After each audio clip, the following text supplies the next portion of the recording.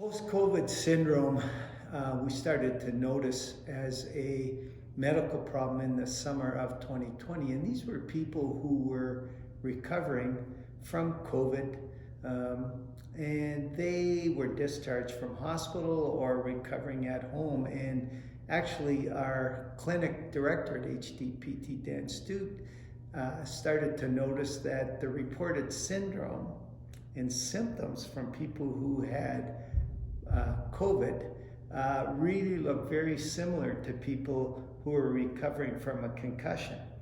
About the same time, his partner Gail Malloy noticed the same thing. So we have this group of symptoms that has been diagnosed now as post-COVID syndrome that really look very similar to people who are recovering from a brain injury.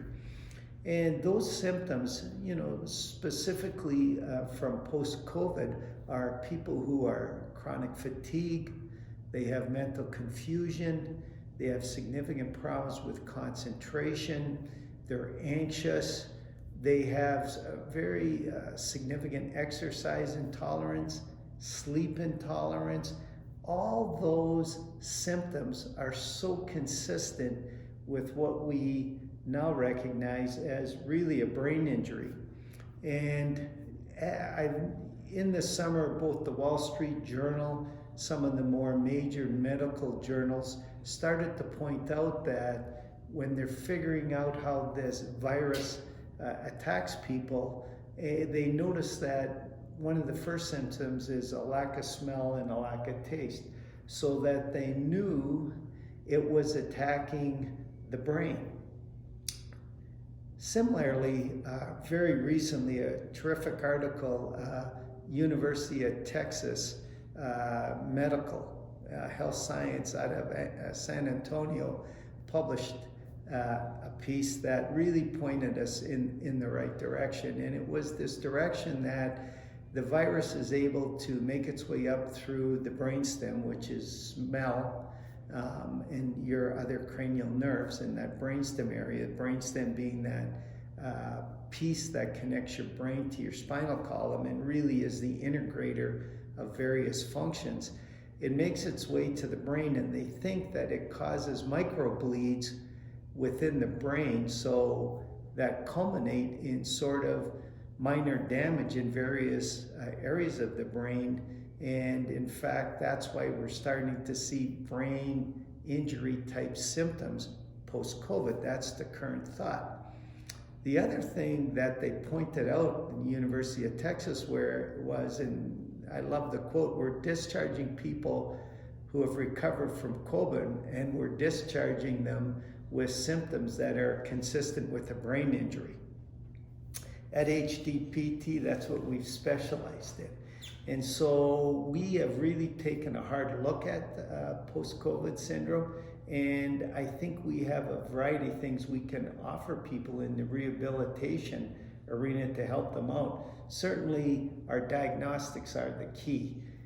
Come in and look at your visual video system, the V&G, which will very quickly point to where your problems lie post-brain. Secondarily, we have a computerized dynamic balance system, as well as a very thorough evaluation. We can add in some of the pulmonary function things we can do right in the clinic, as well as manual muscle testing, so we can look at your overall strength. So that combined, when we think about our expertise in brain injury from a concussion, that transfers directly into being able to look at people who have post-COVID syndrome and very accurately diagnose where their problems are. So the hope is that physical therapy and post-COVID rehabilitation will be not easily, but will be accurately diagnosed.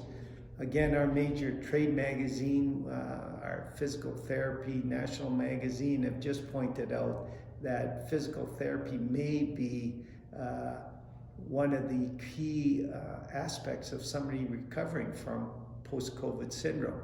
A lot of physicians have also pointed out there hasn't been a lot of great pharmaceutical intervention to help people with post-COVID syndrome, whether it be sleep or fatigue or a lack of ability to concentrate, work on a computer. There's sort of non-pharmaceutical interventions that they think will come around. I think we're way ahead of the game.